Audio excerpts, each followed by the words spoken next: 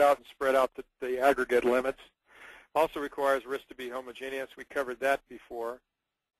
How do you get homogeneous risk? Very generally difficult, and there is no definition of homogeneous risk. The IRS in 2005 asked for comment from the industry on homogeneous risk. I wrote a response on behalf of the Utah Captive Owners Association on homogeneous risk, and actually pointed out the court case that actually says you need diverse risk. They said they would put out they would be putting out a ruling on that. That was 8 years ago. We still haven't heard from them. All right, and again, so this ruling also talks about risk in different states and be licensed in 12 states. Nobody's going to satisfy that. Now, again, there's some rulings with less than 12. The idea is you want to have the risk spread out.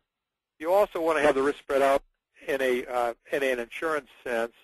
So, for example, if your client owns a whole bunch of buildings that are all located along the same floodplain and you're going to do flood insurance, you haven't really spread the risk from an insurance standpoint.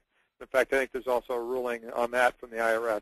Same would be true for an earthquake fault or other types of risks. You also have to make sure that the design also has distribution of risk from an insurance standpoint.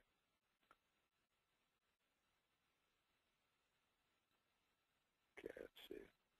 And then they also came out with a group captive ruling. Now, again, this is kind of interesting. This was 7 companies, the separate, unrelated companies forming a captive. Now, the year before they did away with the economic family doctrine, so it shouldn't matter who owned the captive, right? Here's 7 unrelated, but 7 seems to be enough if they're not related.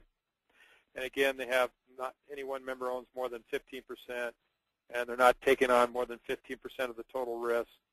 So they also want some risk distribution. I think this is kind of interesting. What I'm told is different people at the IRS worked on these revenue rulings.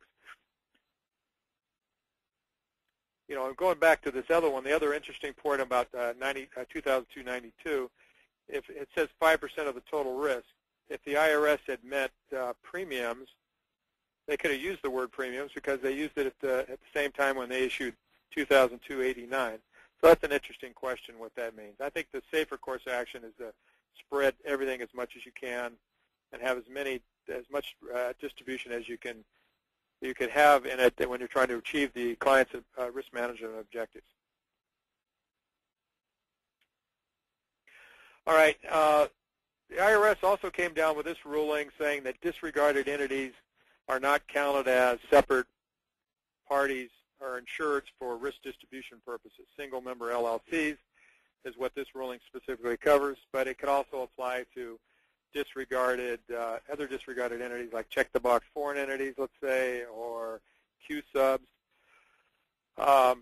There's no court case that supports this theory by the IRS. It's inconsistent with the court cases that talk about the separate balance sheets because each of these entities, although disregarded for tax purposes, does have a separate balance sheet, is treated separately legally, assuming that it respects all the separateness and really does act like a separate entity. So this is kind of an interesting situation. How this will ever be dealt with if there's ever a court case on this, who knows the answer. Most people just avoid it because they don't want to have this particular problem, but that is an open question.